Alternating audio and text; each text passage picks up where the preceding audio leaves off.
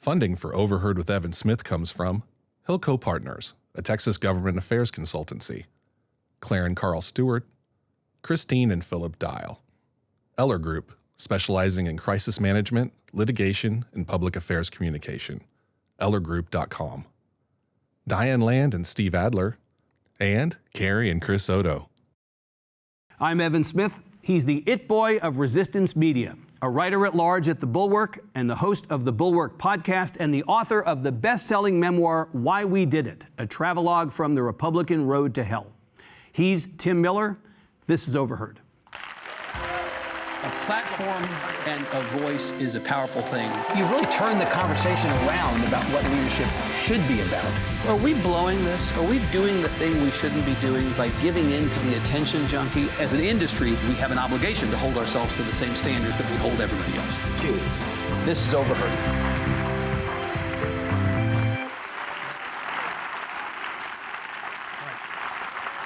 Tim Miller, welcome. Good to be with you, man. Thank you. It's good to see you again here in Austin, Texas. I love any excuse to be in Austin, get some La Barbecue, have a good time. That may have been an ad. That's fine, but that's okay. It's cool. Free endorsement. Let Brendan Carr come after us. That's actually fine. So we're sitting here on March 20th. It is 14 months to the day that Donald Trump was inaugurated. In your wildest dreams, would you have expected over these 14 months for us to be where we are today? I think that the last 2 weeks, my answer is different than it would have been. Say more. Yeah, because look, I had what I thought was a pretty negative, some might say deranged view of what the Trump administration would look like in the second term. The details, the particulars, could I have predicted that he might try to invade Greenland or, all of the various specifics? No. But just in general strokes, I thought that the first year was kind of about what I expected from the Trump administration. It's not that they didn't tell us. I mean, They told us. Yeah, the sign said mass deportation now. I knew that there were going to be very aggressive deportation efforts, that people's human rights were going to be violated. I knew they'd be lawless. I knew the cabinet would be clownish. We figured he'd try to do tariffs and that would hurt the economy. Like a lot of what we saw in that first year was basically what I expected. And in some ways, actually, it was just slightly better because I was pretty worried that they'd be more effective at going after the people on their enemies list than they were, the DOJ and the FBI. Right. James Comey is still walking among us. Exactly. Right. Yeah. So's Tish James and Barack Obama and Mayor Fry and all the other people they've come for. So in that sense, it was not good, but I expected it to be not good. The Iran war has been such a catastrophe. And it is the first time that even somebody that had as low a bar as I did for expectations has felt like, I think it's even worse than I thought it was going to be. And I really think that this Iran decision is going to end up being the worst and most catastrophic decision of either of his terms thus far. And that's a pretty high bar. Yeah, well, there are two components of it. They're related, but they're separate. One is the security conversation. One is the economic conversation. The security conversation sort of TBD, right? We don't know. I mean, there have been a couple of incidents, including one here in Austin, where we think sort of, maybe, kind of, sort of, there's a relationship to what's going on. The economic thing seems immediately like a problem. Yeah. Well, just briefly on the security thing, it's not really TBD in the sense that Iran was not a threat to us. Right. Well, but TBD in the sense of whether it's going to blow back on us. For sure. Yeah. And look, obviously Iran was a state sponsor of terror, and there was stuff happening into our assets in the region, and that's been going on for a half century, but there was no acute security concern. So anything that happens to cause more deaths of U.S. troops or to, create back home potentially terror threats, is something that was a totally unnecessary consequence of the decision. Predictable. Yeah, predictable, but unnecessary. Right. It just wasn't, this was not necessary. This was not like, it wasn't like the response to 9/11, right? It wasn't as if they were attacked and we felt like we should do something, we made some mistakes and, went overboard, made some misjudgments like that. This was a totally a war of his choosing. Like we did this for no reason, and it was the opposite of what he promised people we'd do. So in that sense, the security thing, I think, is already a negative. The economics, look, I'm not an economist. I don't want to play one on PBS, but I've been, dorking out on podcasts and articles from people who have expertise in various verticals. And I just think it's going to be worse than what the conventional wisdom is. I think that there's a lot of people out there who feel like Donald Trump, they thought the end was near for Donald Trump for 10 years now. So they don't want to be the person out there now saying the end is near again. This is going to be the thing that kills Donald Trump. But I just look at, whether it be the oil prices, commodity prices, fertilizer, helium, the relationship with our partners, people moving off of the dollar. I think that there's just a lot of really potential catastrophic consequences, and we all learned this in 2022. It's not recent history.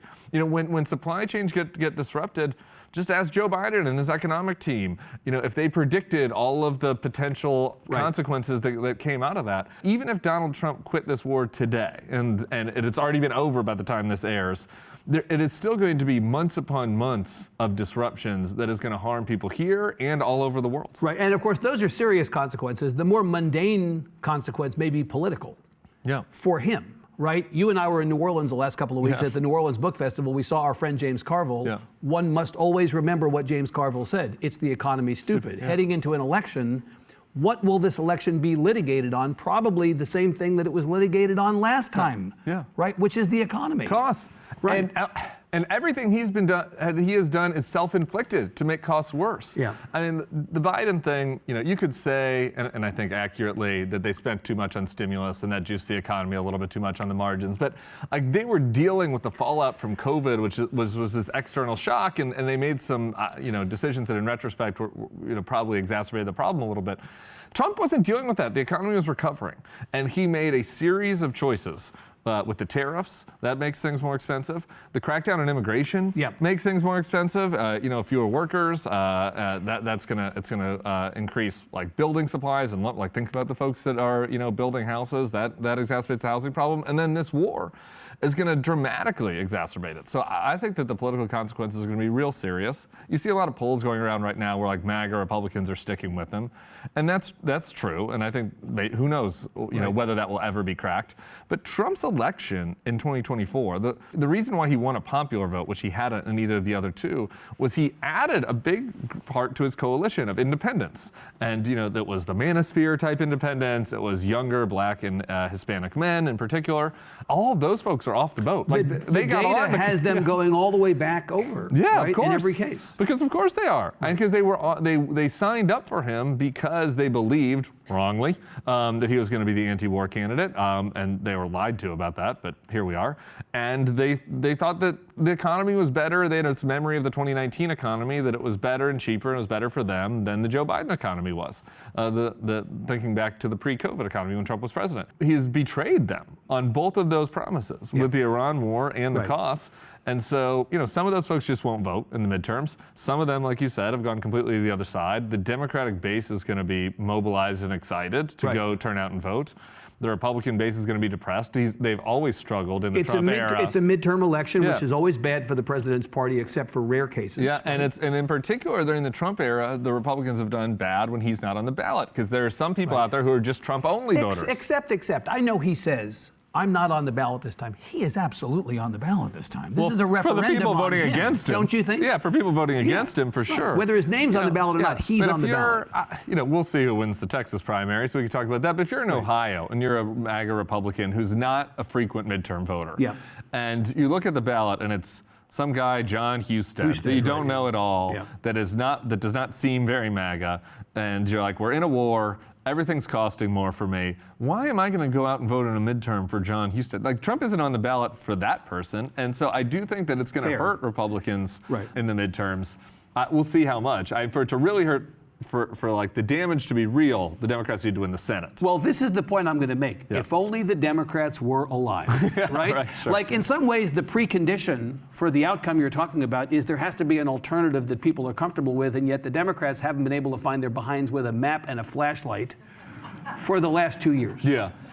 I think that is true, particularly in red states. I do think the Democrats have found their backbone a little bit in the last year, and I think that the people of Minneapolis were a big, steeled a lot of the backbone for Democrats. I think you've seen more. Just a couple people are coming to mind. Mark Kelly for example. John Ossoff. John Ossoff in Georgia. Right. Like we're seeing more Democrats step up. And, that whole first year, like when they were sending immigrants to El Salvador, I was screaming on the podcast. I was like, why aren't the Democrats fighting this harder? And it's because I think they were scared. They thought they lost the election on immigration. They didn't want to fight them on that. I think that what happened to Renee Good and Alex Preddy, which was obviously this horrible tragedy, also, and then what we saw in the streets of Minneapolis, like made a lot of Democrats realize, oh wait, we can fight them on this. We can also, and I talked to Tallarico about this week, change maybe some of our border policies and feel a little differently about the border, but we can also fight what is wrong, what they are doing in this country, whether it be on immigration or with the Iran war. So I do think the Democrats are finding their sea legs a little bit. My concern for the Democrats is, are they doing it in red America? Because there's just the nature of the Senate. You can complain about the Senate and say it's unfair, the way that it's not proportional, it's not representative. The Senate is what it is. It's not going to change in the next 2 years. And for the Democrats to win the Senate, they got to win here in Texas, or Iowa, or Ohio, or Alaska. North Carolina. North Carolina is just that's a given. If Roy Cooper loses in North Carolina, there's no way the math works. Right. And so to get there, they got to win 2 out of these other states that Trump won by 10 or more points. Right.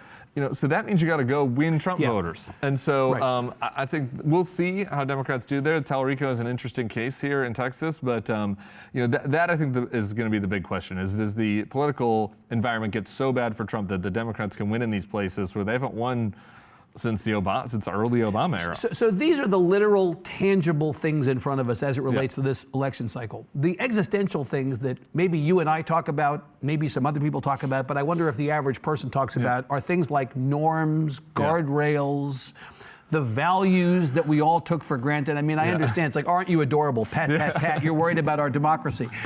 But the reality is, this is really an extraordinary time. I mean, I'll give you an example. Today, the Washington Post, one of their early newsletters, showed up, and it had 2 things back to back, just presented flatly with no commentary. One was, apparently, you may have seen this, the president was in the Oval yesterday with the Prime Minister of Japan. Yeah.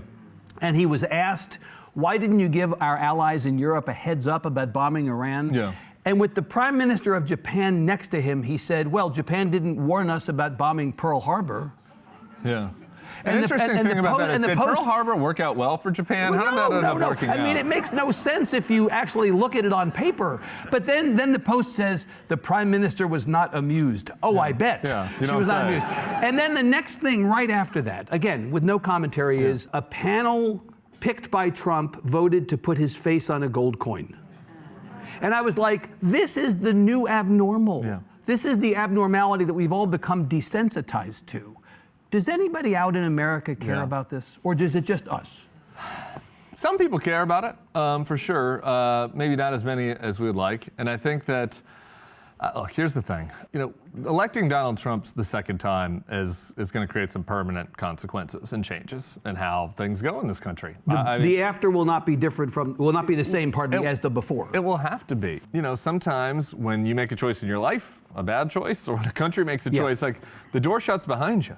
Like you can fix your life, if you're drunk driving and, you get into an accident, you injure yourself, like, okay, you can go to rehab, you can improve yourself, but like that decision is still gonna have ramifications and consequences for you. I think that's where we're at in this country. Like we can get rid of Donald Trump, and hopefully we'll get rid of Donald Trump sometime soon, and we can get rid of his cronies and the folks that want to imitate him. But some of this stuff, like, look, if he puts his name or puts his face on a coin and he remodels the ballroom and we have an Arc de Trump and we start renaming airports after Trump and he puts his name and he puts his face on Mount Rushmore. Kennedy, I don't know. Kennedy Center. Right. Like, I don't know. The next president, sure, could come there and say, my job is going to be to tear down all this stuff. We're going to take a bulldozer to the East Wing. We're going to smelt the coin. We're going to fire everybody that he hired that are all of these hacks that are all over the administration that Kash Patel is hired. Okay, but that president will also face a lot of real problems that are more acute in people's lives. This is the point. Putting Humpty Dumpty back together at some point, assuming that that's the goal here, right? The undismantling is going to be really hard. It's going to be really hard. It's going to be really hard. And I think that there's going to be a lot of people out there that say, just like they said to Joe Biden, that if, God willing, pro-democracy president we have in 2029, they're to say to him, what you should really focus on is healthcare and kitchen table issues. Don't worry about all this stuff. Don't look back. And that's not going to be possible. There's going to have to be some looking back. There's going to have to be some reforms to the way we do things. We're going to have to figure out how to prevent a future president from having a crypto scam where people can buy off his family with fake digital currency, right?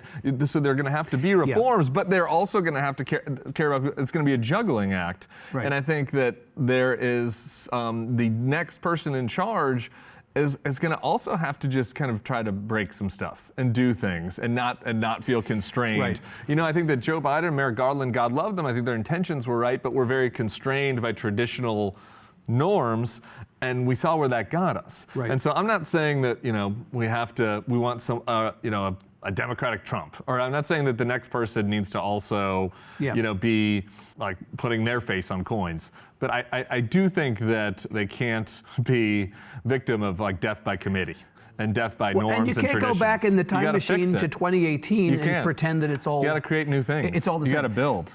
Something I want to ask you about that is kind of the through line narratively in your book is the enabling of this aberrational behavior by people who know better. Even if you don't agree with them politically, you know that there are people in Washington who know better privately. They won't say it publicly. We were reminded this week that sometimes there are bridges too far. The Mark Wayne Mullen hearing, when Rand Paul just went absolutely off on this guy. I mean, it got my attention in part because you never hear anybody in the party of the president do that I mean, I know it was very personal for him. Mark Wayne Mullen basically said, you know, the neighbor that beat up Rand Paul deserved it. Yeah, he nailed it. He nailed it, right. Yeah, so But still, the idea that there's a Republican vote against a nominee is not, it's not unique, but it's rare. The fact is that the enabling of this stuff is another thing that we're going to be reckoning with. Yeah. Right? Absolutely we are. And look, let's just look at the war, for example. We've had the first resignation of anybody in this administration, which is Joe Kent, which is kind of a special case because he has a big history of, you know, associations with white nationalists. Well, he went right on Tucker Carlson's podcast. Then he goes immediately to Tucker. The minute he resigned. And advances some conspiracy theories, right? So it's a special case, but he said, hey, I had a red line. I said I signed up for this because I thought we weren't going to get into war with Iran. We have gotten into this war. I think it's, you know, Israel is implicated in that. I'm quitting. That was the first time we've seen this. And it's noteworthy because think about all the horrible stuff and think about all of the law breaking that we've seen. I mean, our government killed 2 American citizens. Like, we sent a bunch of Venezuelans. At least 2. At least 2, yeah. Right. We sent a bunch of Venezuelans who had done nothing, who'd done literally nothing, and didn't even come illegally, came using the CBP-1 app in the asylum process. We sent them to a foreign gulag, and nobody quit. And if you look back to the recent past, you know, even the Bush administration, a lot of mistakes. You look at Abu Ghraib.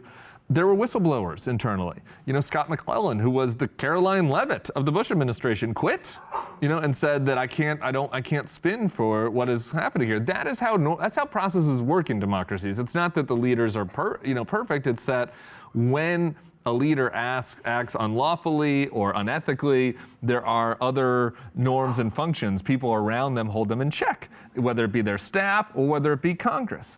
That is the unique thing about this Trump second term. There is none of that. Well, that's the whole point about guardrails have just basically been obliterated. Right? Congress has quit doing its job. Congress basically doesn't exist. They're like the Duma, just going along with whatever Trump wants. And internally, he's surrounded himself by total sycophants. And this is what I wrote about in the book. Like, we saw how this came to be from 2016 to 2020, where people slowly convince themselves and rationalize, you know, how to go along with something like this. But this second term, it is exponentially worse than that first term. I mean, people were at least grappling with this in the first term. That was the book was about. I was asking people, how do you grapple with these questions where you know that he's flawed, or you know some of the stuff that he has done is wrong, but you still want to be a Republican? And people grappled with it in different ways, and there was a lot of cowardice. This time, there's no grappling. It's just, he's gonna, and we got 3 more years left of it, so buckle up. It's going to be something else. Let's talk about the Bulwark. You joined the Bulwark in 2020. Am I right about that? Oh boy, what year is it now? It's 2026. That sounds about right. You look good. You're Benjamin Buttoning. It's fine, actually. The Bulwark has been in business a little bit longer than that as a news organization, not as a Substack and as a kind of distributed content in the way that it is now. But basically, it's been around for 6 to 8 years. It has taken off like a rocket as a business. Why? So the core group of the Bulwark, for people who don't know, it was a bunch of never Trump Republicans. You know, people who had been Republicans. Bill Kristol, Charlie Sykes, and Sarah Longwell. Jonathan Last. Last at the beginning. And so it was a bunch of us who had no home. right? And so we had left the Republican Party. We weren't interested in going to the Democratic Party. The Bulwark was kind of a side hustle for almost all of us, except Jonathan Last. Like, he did it full time. Everybody else was doing other stuff. And so we were like, let's see what happens with this. You know, we want a home for people who had come from the Republican side, who feel like this is wrong, and they want to express themselves candidly and not have corporate owners or donors putting limits on us, which is what had happened to the Weekly Standard, which was the kind of precursor magazine. Right, which Bill Kristol had founded, yeah. Right. And so I think there was something about that just gave us a freedom. Yep. I would have Democratic friends come up to me and say, I'm kind of jealous of you, back in those early days of 2020, 2021. Right. And I was like, why? And I was like, you can just let it rip. You have freedom. And you know, even if I think that I just want to be a pundit or a journalist for life, there's something in the back of my head that's like, maybe the next Democratic president will call me and I will be their spokesperson and I won't want this clip of me on TV calling somebody whatever. And so they pull their punches. Yeah. And so I think there was just something about the fact that we did not have any associations or aspirations to be traditional media, like we're going up the ladder to have the New York Times hire us, or that let us just let it rip. And I think people appreciated that. In this moment, people have a lot of frustration, and they appreciated our candor. And I think as we've brought in more people who don't come from that background, like Sam Stein and others, traditional journalists, the ethos was already there. And I think that a lot of people just really want folks that are not going to BS them, not pull punches, not worry about their access to, you know, one politician or the other. And I think that it showed also a little bit, really another inflection point for when our audience grew and we took off more was during the Joe Biden saga in 2024. And I think that we were a lot more willing, to some people in our audience's dismay, to just say bluntly that, like, after the Joe Biden debate, that he has to get out of the race. He has to get out and not dance around that question. And I think there were a lot of folks out there who were just tuning into politics who were like, oh my God, Trump is going to win again? And I just watched this debate and it's the most horrifying thing I've ever seen. And, like, you know, they had people send him, like, you should watch these guys. They're at least speaking the truth about what's happening. And so I think it's just that ethos of just kind of freedom and that has allowed us to resonate with people. Authenticity is still a thing. Yeah. Still matters. You said that the group of you at the beginning were Republicans who were not happy with the state of the party but did not want to become Democrats. Yeah. Has that changed? Ish? I think that, I mean, look, I get this question a lot, and people are like, what party? Have you joined the Democratic Party? And I'm like, I haven't voted. I'm not going to ask you to show me your card. I was like, I haven't voted for. I voted for a single Republican in, like, a jungle primary in Louisiana who is the hopeless normal Republican running for governor against Jeff Landry. It's the only time I voted for a Republican since 2014. It's 2026. Like, call me whatever you want. Call me Shirley. I'm a Democrat, functionally. You know, like, it just is what it is. Since 2014, but of course you worked for Jeb Bush during the 2016 cycle. Right, but then Trump ends up winning. Right. And so by the time we got down to Florida, so I guess technically speaking, I guess I did. I can't even remember, who did I vote for? Maybe Kasich or Rubio or somebody in that primary. So maybe it was 2016 in the primary. But I think that now, after basically between the insurrection and Trump getting renominated, I think various members of the Bulwark went on this journey at different times. And for me, it was actually before January 6th, was I said, after the election, when no one stood up to him, when Liz Cheney and Adam Kinzer, you know, when 7 people in the party, when effectively nobody in the party stood up to him, when he tried to steal the election and stay in power against the will of the people and end the world's longest running consistent democracy. I was like, I am not part of this party. I'm not part of this group. I can't be. I have to be on the other side that fights this. There's, like, you guys have left me no choice. There's no point in staying in the Republican Party to fight. To fight with who? Everybody just was part of a coup attempt. So that was my view between, you know, basically the 2020 election and January 6th. And then I think that other members of the Bulwark kind of came around to this during this primary in 2024. It's like, the guy tried a coup. There are other qualified people that are being put forth, like former governors, current governors, Secretary of State, Chris Christie. Like, there are a lot of people out there that would have at least been, even if you disagree with them on some policies, like viable, legitimate pro-democracy presidents. In the last minute we have, you'd be open to supporting what you described just now as a normal Republican. Who? There aren't any. Yeah. I'm sorry. I'm sorry. Here's the thing, Evan. I have Trump derangement syndrome. I'm going to be. You admit it. I'm going to be an old man in a home, and I'm going to be 84 years old. Okay. Right. And I'm going to get wheeled in by my daughter. We're going to go into the cafeteria, and she's going to try to sit me down next to somebody. And I'm going to be like, they were for Trump. It's like I cannot. So anybody that was ever for this, like once he tried January 6th and ran again, if you were for him, that shows such bad judgment. I can never be for you again. So what Republicans could I be for? Yeah. I mean, you just answered the question. None. Yeah. You're having fun doing this. I'm having so much fun, man. Yeah. I mean, look, there are some days that it's hard to have to. There's some days I wish I could just put my phone in the toilet and go sit outside and read a fiction book and have a rosé. Like I would love to do that. I can't do that, and so that's not. A lot of people have worse jobs than me. I'm not. I'm not cleaning toilets or whatever. So some days it's hard to wake up and care about the stupidest people that you've ever met running the country and running the world to hell.